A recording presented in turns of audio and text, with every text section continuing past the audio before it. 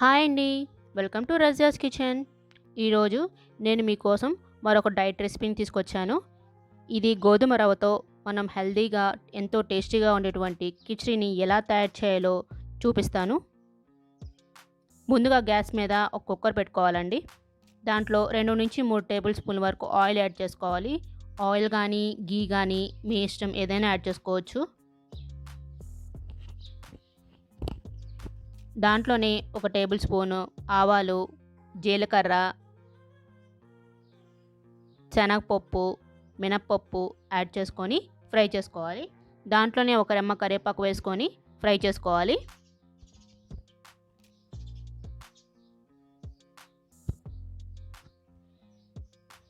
తర్వాత 2-3 పచ్చిమిరపకాయలు యాడ్ చేసుకుందామండి. ఇవి కొంచెం నూనెలో కొంచెం ఫ్రై అయ్యేంత వరకు వేపుకొని తర్వాత దీంట్లో ఒక చిన్న టమాటాని చిన్న చిన్న ముక్కలు కట్ చేసుకొని యాడ్ చేసుకోవాలి. ఈ టమాటాస్ కొంచెం సాఫ్ట్ అయ్యేంత వరకు ఫ్రై చేసుకోవాలి.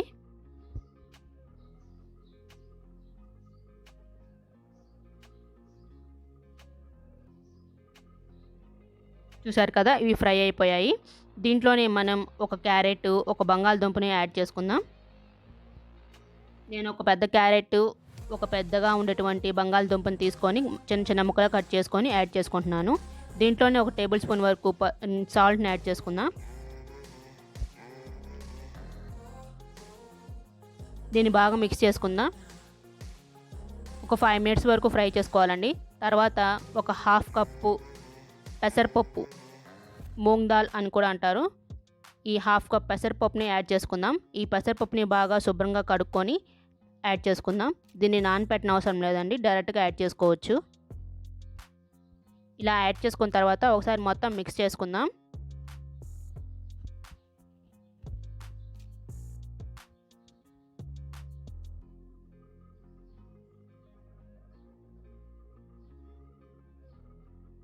నేను 1/2 కప్ వరకు పెసరపప్పుని యాడ్ చేసుకున్నానండి.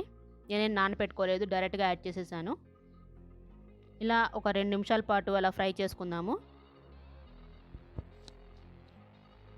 తర్వాత ఒక కప్పు వరకు గోధుమ రవ్వని తీసుకున్నాను. ఈ గోధుమ రవ్వని యాడ్ చేసేసుకుందాం. ఒకసారి మిక్స్ చేసేసుకుందాం.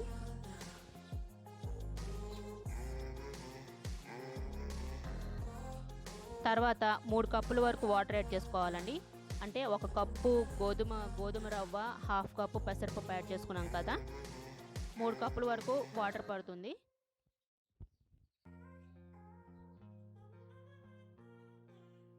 మనం ఏ కప్తో అయితే గోధుమ రవ్వ తీసుకున్నామో అదే కప్తో 3 కప్పుల వరకు వాటర్ యాడ్ చేసుకోవాలండి. ఇలా వాటర్ యాడ్ చేసుకున్న తర్వాత కుక్కర్ మూతని క్లోజ్ చేసుకొని 2 విజిల్స్ వచ్చేంత వరకు ఉడికించుకోవాలి.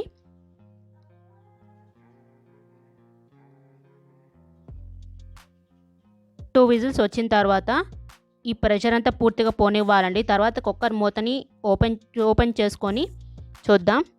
చూసారు కదా, ఎంతో టేస్టీగా ఉన్నటువంటి కిచిడి రెడీ అయిపోయినట్లే. దీన్ని కూడా మీరు ఒకసారి ట్రై చేసి ఎలా వచ్చిందో అనేది నాకు కామెంట్స్లో చెప్పండి. దీన్ని మీరు ఎటువంటి చట్నీతో అయినా తినొచ్చు. దీన్ని బ్రేక్ఫాస్ట్గా కానీ డిన్నర్గా కానీ తింటే మన వెయిట్ లాస్కి చాలా హెల్ప్ఫుల్గా ఉంటుంది. Thanks for watching.